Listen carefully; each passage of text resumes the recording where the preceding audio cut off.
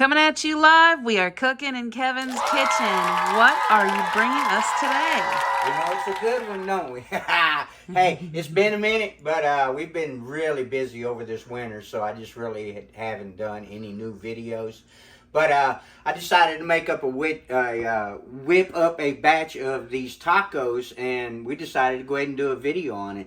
These are the new beef birria, or however you say that in Spanish. Tacos. They're the new tacos you see all over the internet, the red ones and all that. Anyway, I'm going to show you how to make the stew, and you can either have it as the stew, or you're going to take the meat out and you're going to actually make the tacos, which is what we're going to do. So I'll show you both. It's all the same thing in the end until you get to shredding the meat for the tacos. In the stew, you put the broth with some pieces of meat, and you just kind of eat it out of that with tortillas and cilantro and onions and lime and all that. Or you can just do the tacos like we're going to do, which we're going to shred the meat when we're finished making the stew. And then we keep the grease because we dip our tortilla in that red grease, and that's what makes it red. And then we fry it kind of crispy with some quesadilla cheese.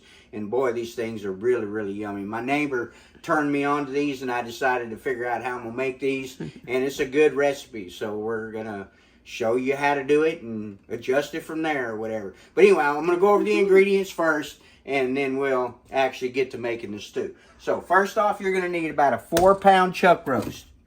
Okay? And then you're going to need 2 pounds of bone-in beef short ribs. And the reason why you want the bone is because we're basically making a bone broth. So we're going to want all the bones.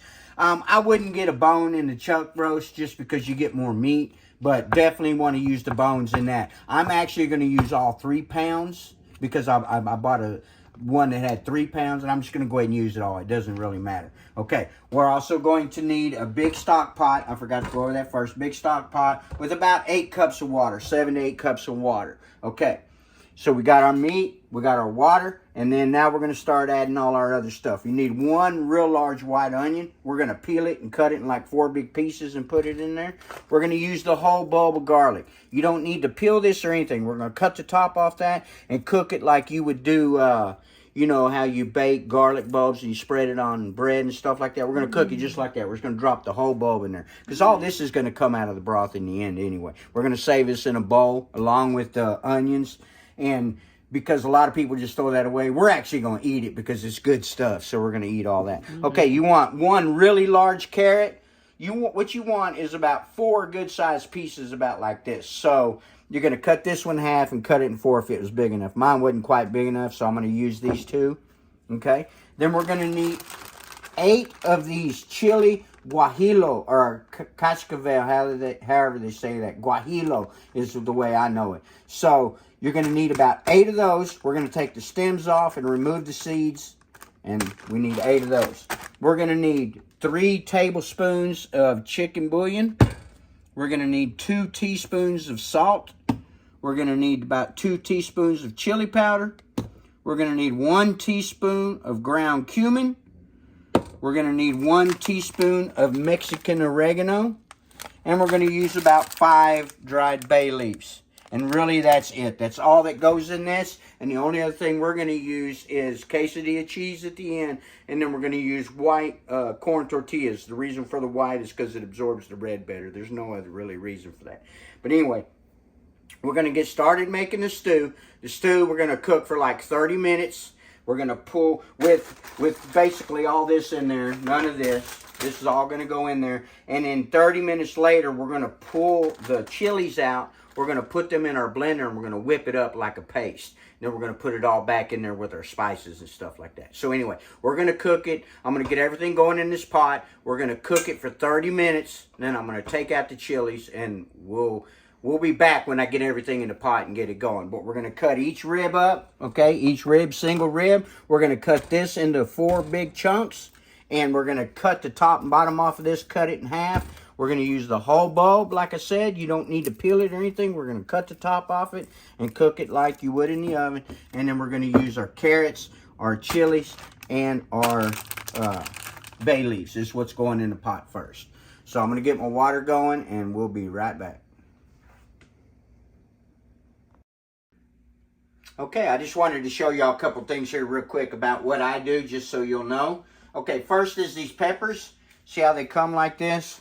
You may have messed with these before, but what I do to take the stem off, I just grab it as close as I can to right here, and I just break that off like that, and then you kind of let it drain. But if you look up in there, you see that little thing right there? That's where all the seeds are normally are when it's wet. So what I do is I just open it up a little bit in there, and I just reach in there and pull that thing out like that, so I can get the rest of the seeds out. So I'll show you again. I take the top,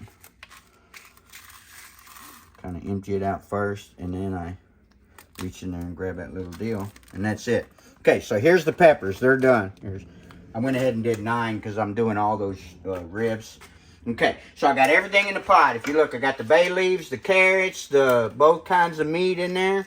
And then now I wanted to show you the garlic bulb here. So you just want to lop the top off like you were doing baked garlic bulbs. And so we're just going to throw that whole thing in there. Now, the only other thing I wanted to show you was this onion. Now, I take the top and cut it off and then peel it, but I leave this bottom on. You'll see why here in just a second. Because when I cut it like that, and then I go to take it out of the stew, see I like it in 4 chunks like that, it all stays together. So that you don't have to dig all those out of there. Because that's not supposed to be in your stew anyway. I mean, we're going to eat it on the side. You can serve it on the side when you serve your stew. But anyway, I like to keep that bottom on like that because that just kind of holds it all together. And so anyway, I'm going to use all 4. Oh, I missed that one. Still good. So, and then spread it open just a little bit like that. And then that's it. Okay, so there's all our stuff that goes in the pot. Now what we're going to do is add our water. And don't forget, you got to have your trusty cowboy's glass if you want this recipe to work right. Anyway, here we go. We're going to go ahead and add our water. I got 8 cups of water here. You just want to go to the top. Uh-oh, making a mess. You just want to go to the top of all your goodies here. We're going to cover it and cook it. So see, that worked out pretty good. Okay, so now what we're going to do is we're going to go ahead and add our spices. Now, what we want is 3 tablespoons of chicken bouillon. I don't know why we use chicken bouillon in this instead of the beef. I guess because it's more like a stew. But you could use beef, I'm sure, if you wanted to. I've never done it, so never made it with the beef bouillon. So we're going to put 3 tablespoons of that. We're going to need 2 teaspoons of salt. I've done that before. I haven't added sugar instead of salt, but I've said the wrong words. I do that sometimes. And then we're going to need a hefty teaspoon of cumin. I just go ahead and do a big one like that. Okay? And then we just stir this in and turn the pot on. Now, what we're going to do is we're going to cook this for at least 30 minutes. And here's what's going to happen. I forgot to mention this in the beginning. Here's what's going to happen. Is, you know how you cook bones and stuff and you get that little froth that comes up to the top and you see all those little brown bits of stuff in it? We're going to skim that off the top. We're going to skim that off the top. And then when we get that done, we're going to pull our chilies out and we're going to blend them in the blender and put that back in here. Now, everything is in the pot except for the chili powder. The chili powder don't go in until we put everything back in because we're going to use 2 teaspoons, maybe more. What you want is that real rich red color that this stew has. So that's how we get that, is with that chili powder. So we're going to go ahead and get this going, and in 30 minutes we'll be back to show you the process of taking out the foam. Okay, we're 30 minutes in. I've already dug out my chilies because I just wanted to show you all this. What you want to do is just make sure you even get the little bitty bits out of there because we're trying to make that a paste. So even the little bitty tiny ones you want to try to get out of there. See, there's one right there. Just try to get as much of that of the chilies as you can out of there. What we're going to do now is we're going to blend it up. We're going to take about a 1/4 cup or so of our juice here and put it in with the chili so we can blend it up as a good paste. But anyway, it's looking like a good old stew. You see that grease we're getting at the top? That you do not want to throw away because we're going to use that for our tacos.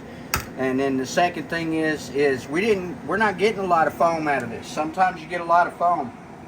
So We don't have really skim any foam yet, but there's that good old garlic bulb cooking. Okay, so now what we're gonna do, we're gonna take about a 1/4 cup of our juice here. And put it in with that. Sometimes you gotta add a little more. And then right at the end, I'll show you I add a bunch more so it'll all come out of there. Where's my lid? It's right here. Straight here in there. Okay, so you wanna blend the fire out of it. You don't want any of those pieces of skin left. You really want to mash it up good. So if you don't have a real high-powered blender, then you're going to have to strain it. I'm not going to have to strain it because I know what this is a Ninja. It's a very good processor. So I'm not going to have to do that.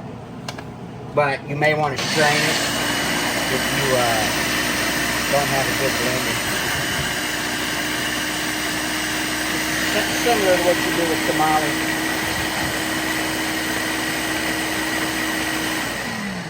Take a look. Oh yeah, see how it come out like a tomato paste? You try not to get any of those chunks of the skin in there. So I'm gonna hit it one more time. I'm gonna add just a little bit more juice. Doesn't matter what goes in there, it's all goes back in the pot. So it doesn't matter if you got a little piece of onion or something. Like I said, it's all going back in there.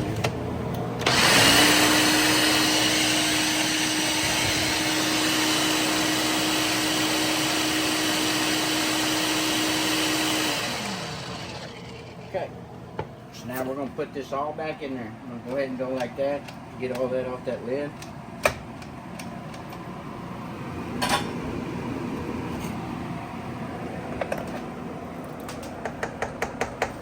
This helps give it that red color also. So what I'm going to do now is take some more broth and just swish it around in there so I can get all this goodness out of here. You want as much of that as possible.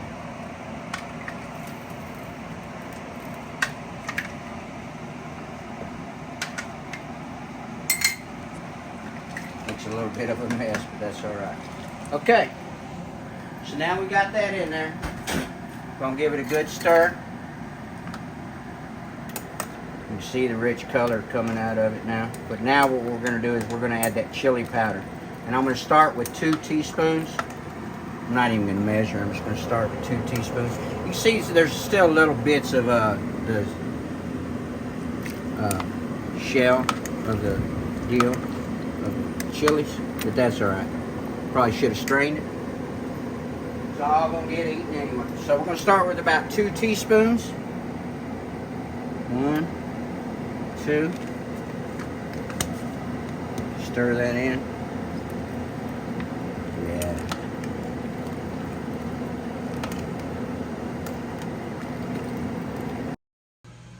Okay, we're gonna do a quick little edit here. After I put in the chilies, blended up the chilies, put that in, and I put in about at least a tablespoon of chili powder.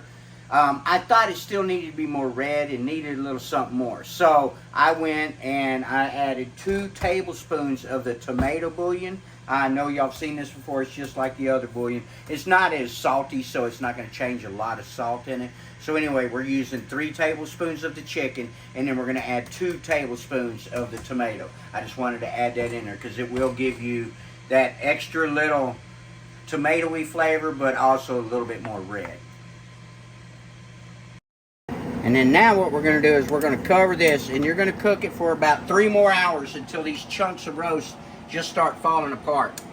And then we're going to shred the meat and make tacos out of it. But right now we're going to cover it, and then you'll probably want to stir it about every 30-40 minutes, and in 3 hours we'll show you what she looks like. We may break it down in between, just show you how it's coming along. But from this point on, we don't do nothing else but let it cook.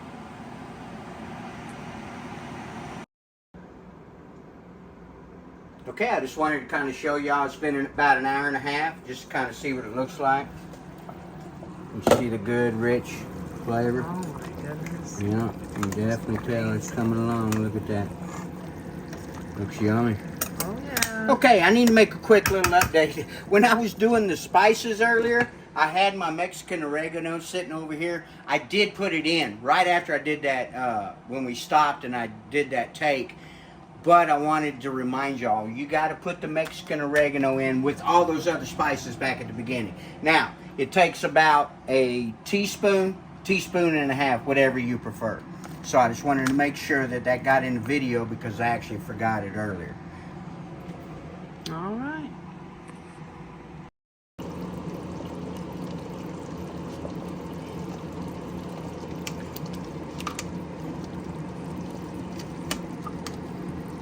Wow.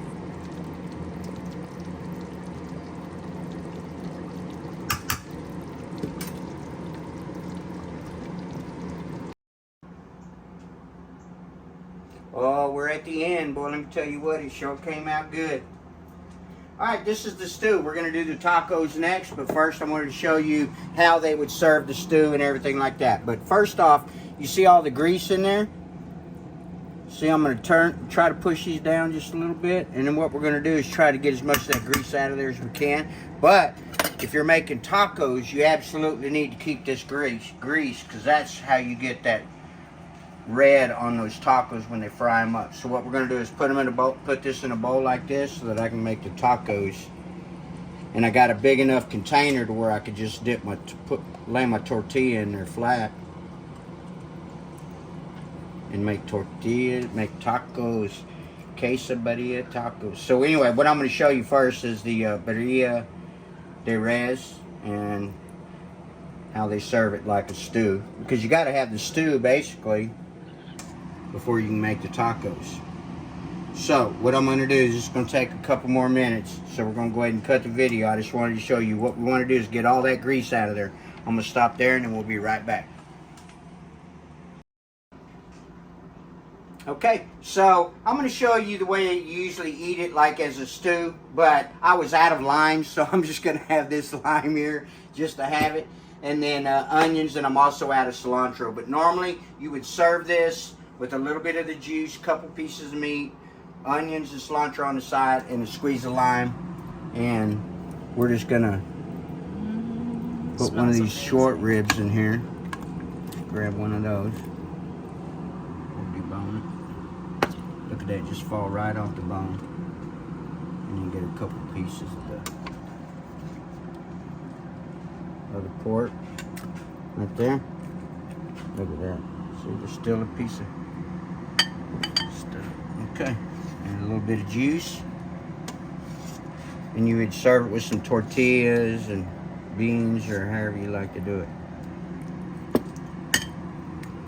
Like I said, this whole batch is pretty much going to be tacos. And then we'll squeeze a little lime in it. Just a little bit of onion. And if I had cilantro, I'd put it in there. But there's the stew part. We'll get the taste tester to see if it's any good, but it's probably going to be super hot. She's like, oh, well, I've been waiting on this all day. Oh, I know. It's super hot, I guarantee it. Okay, here we go. No, it's way too hot.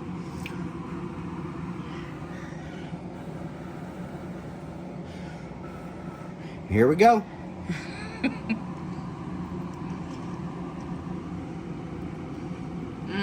Get you some. We'll be back to make the tacos next. Oh my God. It's so tender. Yeah, see, that's And the the deal. flavor. Okay, I'm glad she said that, because that is the secret about this, is do not shorten the cook time or anything like that. You need to cook it so it just falls apart for these tacos. So I'm glad she said how tender it was, because that's exactly how it should be. We'll be right back to make some tacos. Get you some. All right. My dog was sitting there smelling these tacos. Let's get to making some birria tacos, man. These things are gonna be so good. I already got my skillet preheating.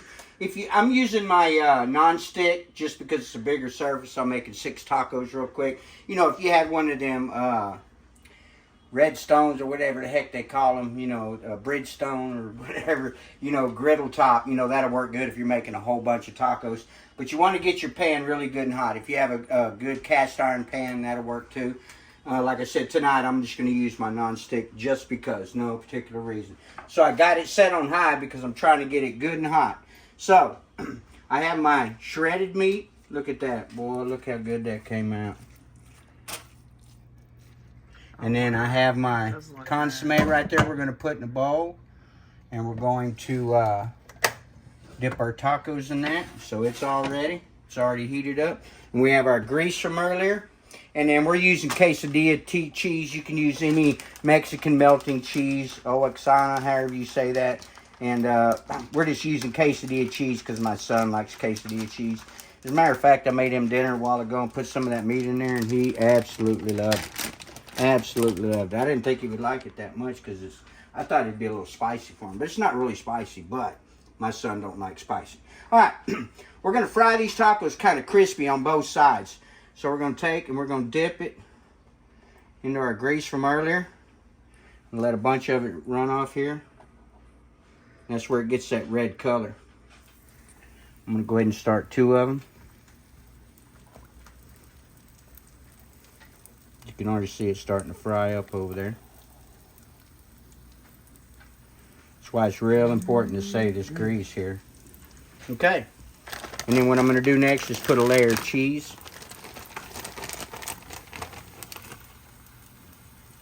Pretty good little bit of cheese. You don't need as much meat.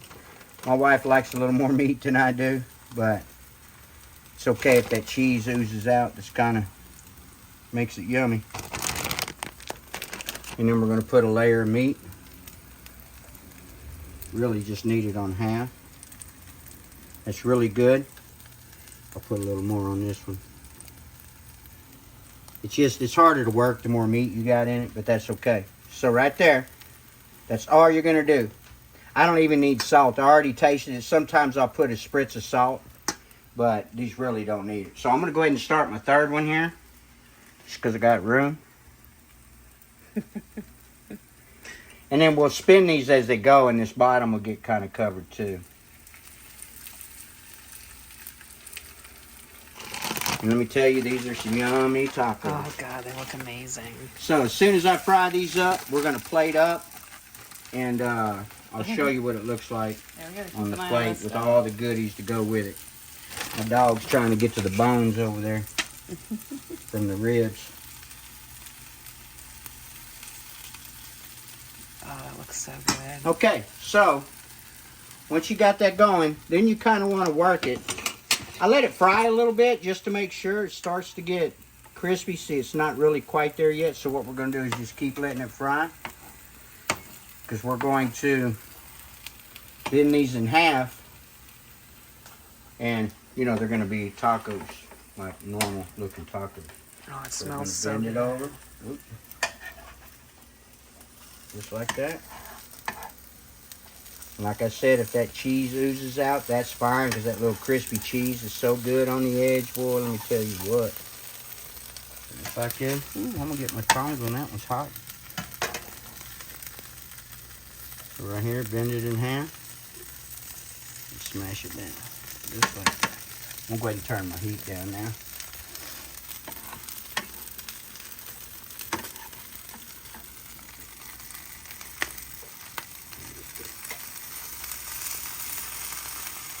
Just like that, and we're going to cook them till they're crispy. So I'm going to go ahead and get my 4th one going.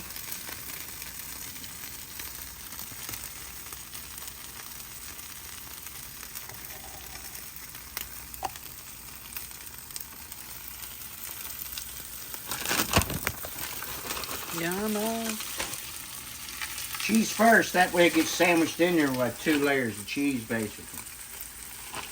And you can put as much cheese, much meat as you like.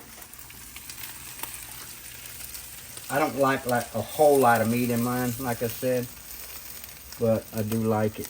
So, these are very good tacos. So, we'll flip these. Oh yeah, look at that. Crispening up nicely. Right there, those 3 are almost done. And what I'm going to do is put them on a plate right here. And then we're going to plate up. So you see basically how it's done right there. We're going to go ahead and get the others done. And then we'll plate up and we'll be right back. All right, we got them plated up. Look, we got here. We got some charro beans. Boy, they look so good. We got a little bit of guacamole. We have our onions and cilantro and lime. And we got our dipping sauce. We call it au jus. So whatever you like to call it, that's the stew sauce. And we're going to dip our tacos in that. And this is Birria tacos. And get you some. They are good, boy.